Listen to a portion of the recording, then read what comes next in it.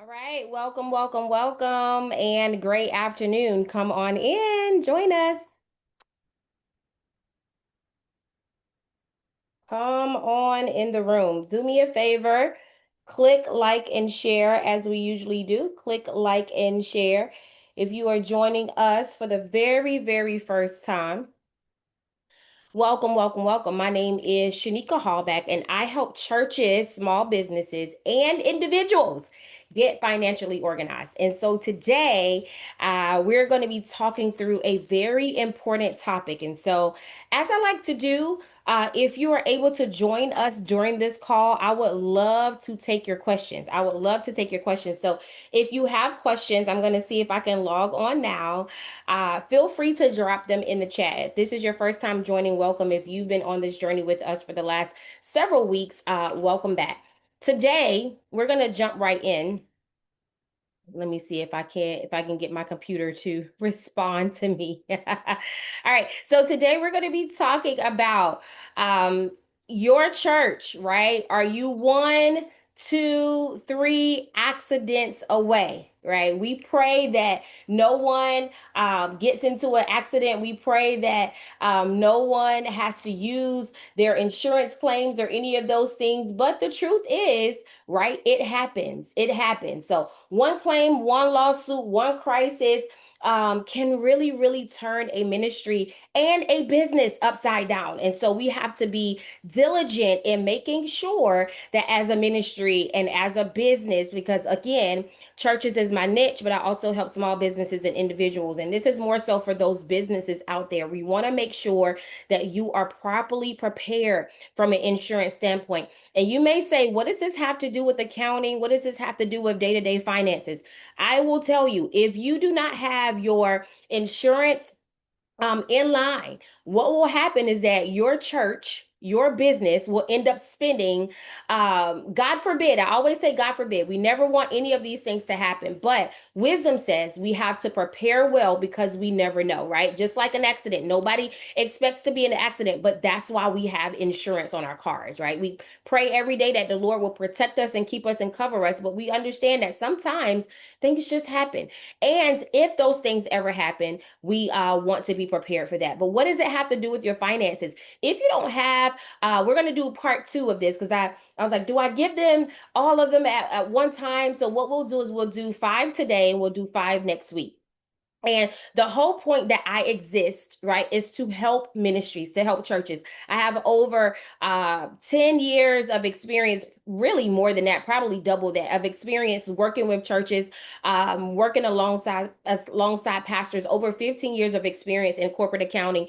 And I have had the pleasure of merging the two because I've seen the gaps. I've seen the gaps where our churches are doing really great, but the back offices are not as excellent. And so my goal and my job and my mandate is to help us get financially organized and to help all ministries, businesses out there prepare.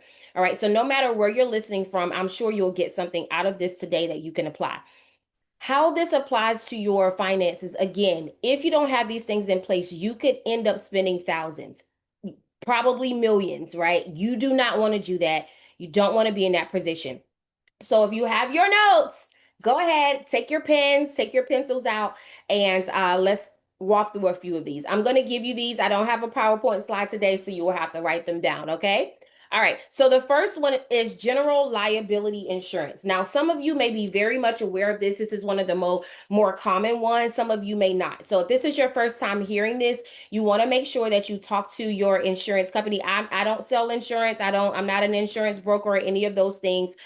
This is just knowledge for you today so that you can have this as you're navigating ministry in an excellent way. We're called to align and navigate ministry in an excellent way. We are called to steward what the Lord has given us in our businesses, in our churches, in our individual lives in a excellent way.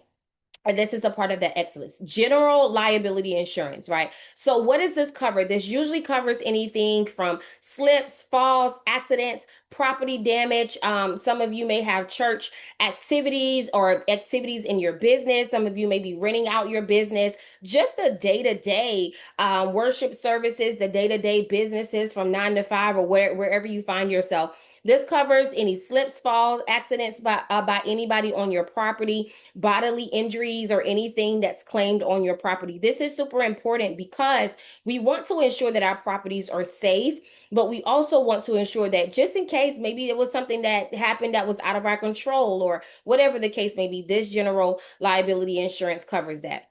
Right. So, for example, a visitor comes, they slip on a wet floor in the church lobby and is injured. God forbid, right? May God keep us all protected and covered. But say it happens, right? This is one of the most basic and important coverages every church, every business should have, right? Again, it covers injuries on the church property. It may cover injuries at sponsored church events. It helps to pay any legal defense costs, and it may cover property damage caused by the church activity if there are any, right? Coverages are limited, and it should be reviewed annually, right? So this particular coverage should be reviewed annually. All coverages should be reviewed annually, right? And most lawsuits that come out of the general this area are really not about wrongdoing. They're really about accidents. So a single claim could cost thousands in legal fees. And so you want to make sure that as a church, as a business, that you are ready for that. And you cannot say people won't sue, because as much as we believe God and we trust him, people are people and some people may, right? So ministries require faith, but of course, in this, we need to steward this as we prepare. Liability insurance protects ministry resources for these unexpected claims. Again, these are unexpected. I cannot tell you how much your claim should be. Again, that is not my area of expertise. Neither will I provide that particular data. I am not, or that particular advice. I am not a lawyer or an insurance broker, but I can tell you what some of the most common coverage limits are. If you're guessing, if you're thinking about it, again, talk to your insurance companies, talk to someone who actually does this on a day-to-day basis and get those quotes. But the standard would be $1 million per coverage per occurrence, and then about $2 million per aggregate, right? And so that's a little bit more of insurance terminology, but that seems to be the common standard. Again, you'll have to figure out what works well for you, works well for your business, what works well for your ministry. All right. Larger churches, you may want to go to 3 million or 5 million, depending upon the different things that you have going on. All right. But that's just a number to throw out there if you're wondering. Right. So, does your church have an accident reporting process? Let me ask you that. With this general liability, one of the things that y'all, this information is golden, okay? And I love y'all family. That's why we're talking. That's why we're helping each other out, right? But I want to ask you, even with this general liability insurance, does your church have an accident reporting process? Right? If you don't have that in place, that might be something that you want to look into actually implementing. All right, let's go to number two, property insurance. I will need you to write that down. Property insurance, right? Most of us know a little bit about property insurance because either you rent or have rented a home at some point and they've required property insurance. Maybe you have some type of other venue, and maybe you are have real estate and you require your tenants to have property insurance. At some point, we know what property insurance is, or have at least heard it. The same thing relates to your church, your business, your ministry. Okay. It covers the church building, the actual infrastructure of the building, any furniture that you have in there, right? If there's a flood, especially those of you who may be in high flood areas, things like that, you want to make sure you look into this property insurance. Furniture, equipment, sound systems. We know those sound systems cost a pretty penny, okay? So you want to make sure you have some type of property insurance that covers that. Computers, any type of contents inside of the building, whether it's your church, whether it's your day-to-day functioning business, right? So those are some of the things. Again, I like to make this disclaimer because I am not an insurance broker. Talk to those who are, right? And I can make some recommendations if you need them, especially if you're just starting out and building. But these are some of the things that property insurance covers, right? Example, if a storm damages the church roof, right, your property insurance should cover that, or should cover some of that, depending upon what type of policy you have. Many churches discover after a disaster that they are underinsured. Okay, let's say we're not going to be one of those. We're not going to discover after something happens. A lot of times we are in retrospect, right? And we need to be proactive. A lot of times sometimes we're looking backwards and we need to be preparing. I want you to type in the chat if you're listening to this. I want you to write it down and say, I am going to prepare. I'm not going to wait and be responsive. I am going to be proactive. Okay. So those of you out there that have been praying for strategy, those of you out there have been praying for the steps in order to do ministry well, this is for you. Okay. So property insurance. I want you to say property insurance. I teach a lot, y'all. So I'm wearing my teacher hat today. So I appreciate your patience. All right. Many churches discover again after a disaster happens that you're underinsured. So if you already have insurance, hats off to you. Really, really good job. You just want to make sure you're reviewing that policy as well as all of the insurance policies that we're going to be talking about today on a yearly basis to ensure that that policy still is a good policy for where you currently are. Some of you may have started off a little bit smaller. You've grown over the years. You haven't really looked at those policies in a while. Good stewardship is looking at those policies, you all, consistently at least once a year to ensure that those policies are up to date with the current coverage that you need for your business, that you need for your ministry. All right. And even personally, if you're looking at this, you want to look through your personal policies as well. That goes for all of us listening in. All right. This particular property insurance should cover any replacement costs, just not market value. Okay. It must include technology and media equipment. Also, any costs that arise from construction or any of those costs from things that are covered by this insurance plan, it should cover. It should also update. It should be updated after any renovation. So if you've done renovations and you haven't updated your insurance policy, you want to make sure to do that, right? Inventory records should also be maintained. Now, this is where I get to encourage you because last week, I believe we talked about assets. You know how much money you may be bringing in on a Sunday morning, but you know how much money is in the building, right? Assets are things that are purchased by your ministry, purchased by your business, that are owned, that cost you money, right? And it has some type of future, it's going to bring in some type of future revenue, or it's going to have some type of future benefit.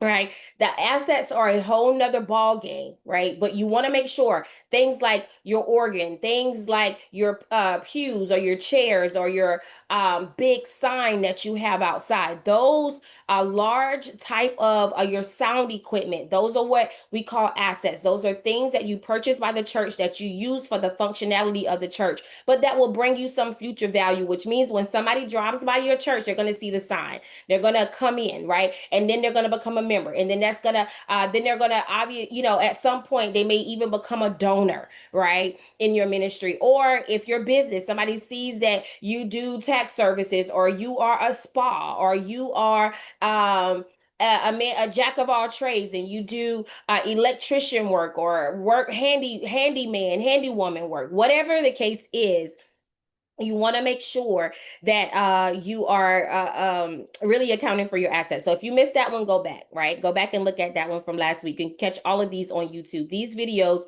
on this particular platform, they only stay up for 30 days. So go over to YouTube if you're not catching me on YouTube today. And if you are, very good to see you. All right, this property insurance, usually, again, standard coverage is 100% replacement cost of the building and full replacement cost of contents.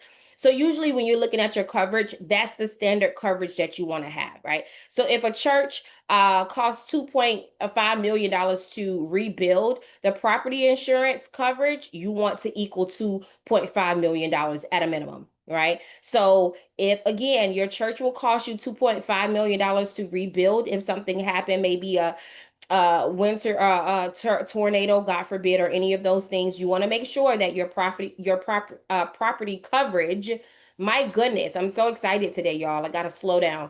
Your property coverage equals the minimum amount that it will cost you to rebuild. All right. So, when was the last time your church updated your property values?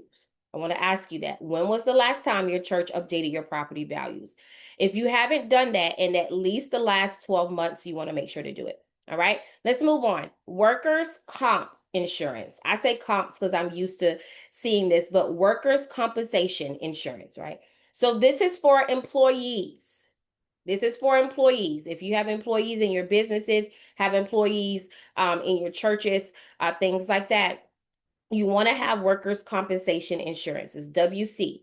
All right. And it covers employee injuries, medical expenses, and lost wages. So say something happens at work or something happens with one of your employees, it's going to cover any employee injuries, it's going to cover any medical expenses, and then any lost wages. Lost wages means that they had to be out of work for a particular time. Maybe they were not able to render the services in which they are employed in your church and your business for, and this workers comp will cover it. Okay, if you don't have workers comp, then you could definitely be coming out of your pocket and out of the your funds, right, your money, for whatever the cost is if any of these things happen to your employee. A church employee falls while setting up for an event would be an example. All right, God forbid, of course. But this matters because workers' compensation also varies by state, but churches with employees should carefully review their obligations. So these particular insurance policies, like the workers' compensation one, you want to make sure you carefully review it. You want to make sure that the policy details covers your employee staff, just in case there's ever some type of accident or emergency. All right. Again, this particular policy, just like with most of them, it varies by state. So there's really like not a super standard one. It covers medical expenses for work-related injuries, as we said, rehabilitation costs, and it protects really you as the church, as the business owner, as well as the employee. So it's not just one-sided. It protects you because it keeps you from spending thousands of dollars if something happens. It also protects the employee because that employee then can withdraw from that particular policy in case of a injury. All right. So common coverage, though, it covers medical expenses, lost wages, disability benefits, and rehabilitation expenses. So when you're looking at your policy, you just want to make sure that it covers all of those areas. All right. Limits are generally regulated by the state, right, rather than chosen by the church. So you can't necessarily really set your own parameters around there. Obviously, there will be some standards and things that you can walk through with your insurance representative, but you want to keep those in mind. All right. Usually, if an employee is on campus, right, you want to make sure you also have safety parameters, right? Safety measures, safety protocols, right? With a lot of things happening in the world, it's just good to have safety protocols. So I want to just drop that in there. If you don't have some type of safety policy or protocol around what safety looks like as your employees and even your volunteers are on campus, you want to make sure to try to implement something like that. It's called good stewardship. It's called serving with excellence. All right. Volunteers are usually not covered under a workers' comp policy, right? Again, you've got to know what your state's requirements are. And that's why you want to have that general liability insurance, which was the first thing that we talked about. All right. So let me ask you a question.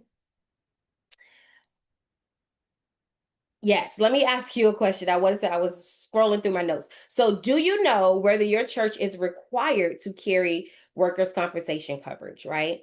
Do you know that? That's a question, right? If you have employees, most likely you need to have it, right? But again, it varies by state, so you want to look into that. Let's go to number 4. Somebody say number 4. Number 4.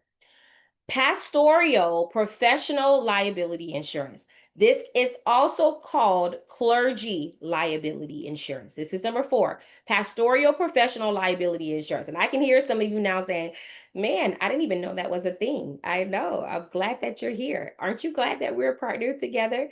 I am certainly excited for you to get this information today. All right. So it's also called clergy liability insurance, and it covers counseling claims, alleged negligence, and errors in pastoral care. Now, this is super important. I've seen some things in the news lately where there's a lawsuit out for a particular church that had given some advice that was not medical advice that led into the death of a member.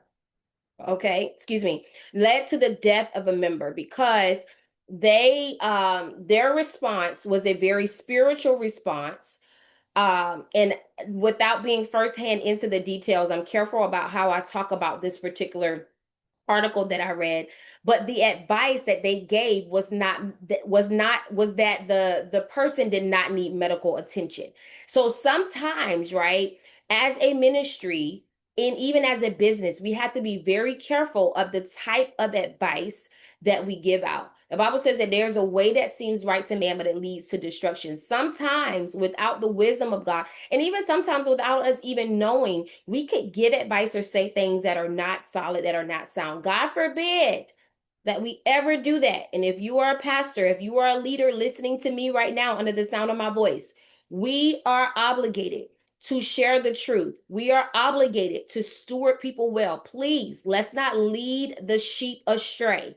If there is something that you're doing in your ministry that does not line up with the word of God, woe be unto us. Okay, let's make sure that when we are found in the presence of God, we can answer that we lived a life well and we did not stray people away intentionally or by the lust of our own eyes or the greed of our own pockets or whatever the case may be. Okay, that was a sidebar, but I needed to say that. All right, this pastoral professional liability insurance, counseling claims. A lot of times, as pastors, as leaders, as volunteers, we are giving out a lot of information. We are counseling people on a day-to-day basis. Any type of negligence. Hopefully, none of us are being negligent, but sometimes we just don't know what we don't know, right? Errors in pastoral care. You really need this insurance, this liability coverage. So, someone claims, for example, that they suffered harm because of an advice or because of advice that was given to them during counseling. That would be an example of what this particular insurance covers. It matters because the pastor and or the leader could face unique risks that the general liability often does not cover because of these things, right? And so you want to make sure you have that. The standard for this is about $250,000 to $1 million. Again, this is not me saying go out and get a policy in this amount. I'm just telling you what the most common coverage is. Again, you want to work with your insurance brokers to get a policy that works well for you. All right. It is recommended that most churches go up to the limit of at least 1 million for this type of insurance. Okay. So again, this is counseling related things. It can be very expensive, right? And it can escalate very quickly to like legal fees, things like that, right? So let's just be careful, let's be diligent, let's be prayerful, but also let's prepare. Okay. Let's prepare. When you are counseling people through difficult moments, obviously there are certain deaths and stuff that happen just by nature and families, and you may find yourself counseling. There may be very unique situations that you're having to counsel people through. Documentation is important. I always tell churches, try to document as much as you can. Try to have emails as much as you can. Therefore, you don't get in the he say, she say. If you are counseling, I would also say make sure that you go. Jesus sent his disciples out two by two. Try not to counsel anyone without a witness, right? Try not to counsel anyone without a witness. Therefore, your good intentions will not be evil spoken of, right? And good intentions also does not eliminate any type of liability if something like that will happen. You can say you had good intentions all day long, which we should, but you want to make sure that you are protected as a pastor, as a leader, and that as you are protecting the confidentiality of a person, that you're also protecting yourself, right? So does your pastor know what protections exist if counseling complaints arise? Okay, y'all, this is so good. If this is good, I need y'all to just comment and tell me that it's good. All right, last one for today, directors and officers insurance. This is often called D and O, so D ampersand O insurance, right? And this covers your church board, your elders, your trustees, those who make leadership decisions. So an example of what this directors and officers insurance will cover is a member allegedly financially mismanages the church leadership or the church funds, right? Or something like that. It protects the church leaders when decisions are challenged. So things that it covers are leadership decisions. It may help with employment related claims. It can also cover any legal defenses, and it encourages people to qualify, right? Be qualified as church leadership. And so, if anybody is qualified under your tutelage or in your ministry or even in your business, um, as church leadership, it will help cover them. All right. The coverage, common coverage limits in this area is 1 million, right? As a minimum. If you are just a standard ministry, if you're a medium to growing, you may want to up that to anywhere between 2 to 5 million. Again, talk to your insurance brokers to see what works well for you. All right. As budget, staffing, and property values continue to increase over time, right? You want to make sure that your D&O limits often increase as those things increase. So again, that just goes back to making sure that you are looking at your insurance policies on a yearly basis, at least, to make sure that they are up to date with your current ministry needs. Would your board members feel comfortable serving if they knew that they had no protection? I know many of us may not have even thought about some of these things. Usually, what I've seen is that churches have general liability insurance and they stop there. But I want you to take this a step further, and I want you to think about these five that we talked about today, and go to your staff, go to your members, look through your policies, see if you have this coverage, right? See what you need to do in order to get this coverage. Look at all the things that you can afford, look at the necessity of it, right? See if you actually, if it's a necessity for your ministry, for your business, and how you're doing life. If you are an individual looking at this, look at your insurance policies, life insurance, and all of these other policies and things that we have, even insurance on your cars. Make sure renters insurance, you get property insurance, obviously applies to individuals. Make sure that we are looking at these areas and stewarding these areas well. Again, thank you for joining me. My name is Shanika Hallback. I help churches, individuals, and small businesses get financially organized. Last week, I shared that I had release a budgeting toolkit. If you want that toolkit, I'll drop the link down here. I'll be releasing a internal controls checklist. A lot of you asked me about internal controls. I have an assessment that will help you really assess and engage and really assess and review if you are doing well with your internal controls. Are there any leaks? Are there any things that you need to be navigating and kind of maneuvering through? I'll also drop the link. You can go on my www.betterbusinessbooksolutions/shop page, resource page, and you will see it listed there. All right. If there's any way that we can help you, be of assistance to you, please let us know. I'll also drop the link below. You can schedule a free 30-minute consultation with me to talk more. All right. Blessings. And if you need financial services, bookkeeping services, budgeting services, whatever you need, I am here. God sends an answer through by way of people. And so use me as a resource as you need it. Blessings to you. Go look at those insurance policies, and we will be back next Tuesday at 12 noon talking about part 2 of the insurances that you should make sure that you at least have and at least think about. All right. Blessings. We'll see you next week.